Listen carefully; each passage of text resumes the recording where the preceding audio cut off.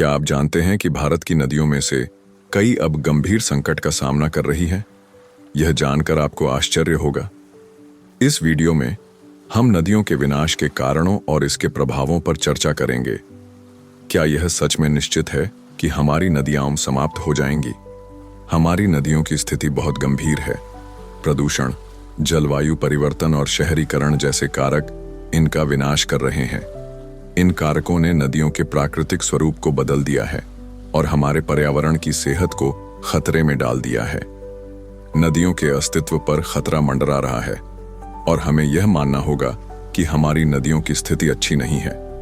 उनका संरक्षण आज की सबसे बड़ी जरूरत है। नदियों के विनाश से हमारा भविष्य खतरे में पड़ जाएगा और हमें इसके लिए तत्काल कदम उठाने होंगे।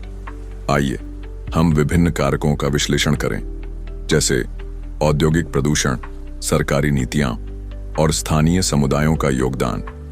औद्योगिक प्रदूषण नदियों के लिए सबसे बड़ा खतरा है, जिसके कारण नदियों में प्रदूषक तत्व घुलते जा रहे हैं। इससे नदियों का पानी पीने लायक नहीं रहता और नदियों के आसपास के जीव जंतु खतरे में पड़ जाते हैं।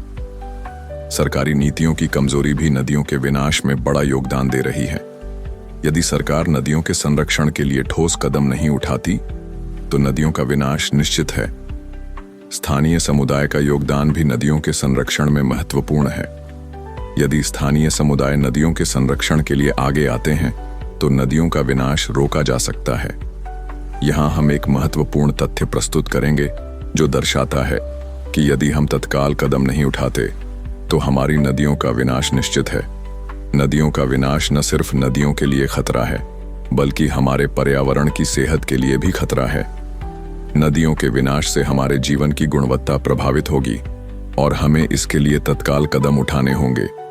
हमें नदियों के संरक्षण के लिए एकजुट होकर काम करना होगा। नदियों का विनाश रोका जा सकता है यदि हम ठोस कदम उठाते हैं।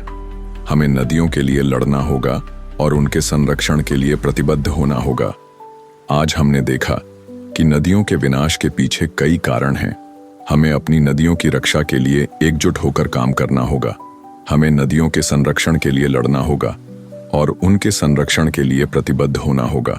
अगर आपको यह वीडियो पसंद आया तो कृपया हमारे चैनल को सब्सक्राइब करें और नीचे कमेंट में अपने विचार साझा करें।